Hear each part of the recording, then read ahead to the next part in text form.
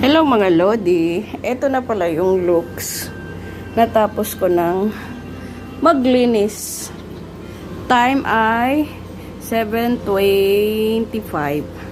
Imagine nyo, natapos ko. Nag-start ako ng 9. Natapos ako ng 7. So ilang oras talaga yung paglilinis ko. Eto na yung looks ng room ko. Yan. Ito ko nilagay yung dalawa kong damit. Yan na. Wala na siya doon sa gabal. Tapos ito yung parang little pantry ko dito. Tapos dito na yung closet ko. Ayan. Tapos yung maliit kong sala dito sa kwarto at ito nandito na to. So, ganyan na siya. So, pag wala siyang ilaw, ganito siya, guys. So, tignan nyo ha, pag walang ilaw, pag patayin ko yung ilaw ko, ayan. Yung lampshade lang ang mayroon dyan.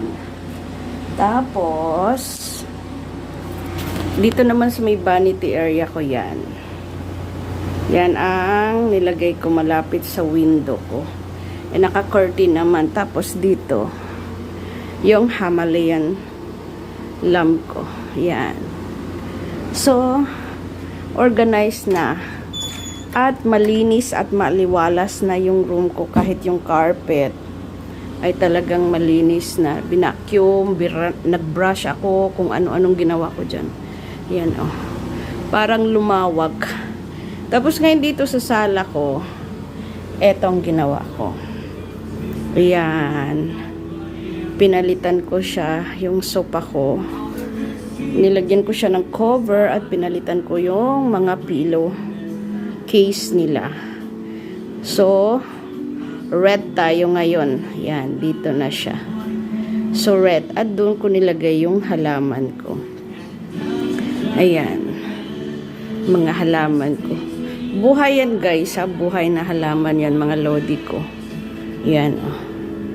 So, yan na yung itsura ng aking munting tahanan dito. So, yan. So, dito, pagpasok ganyan.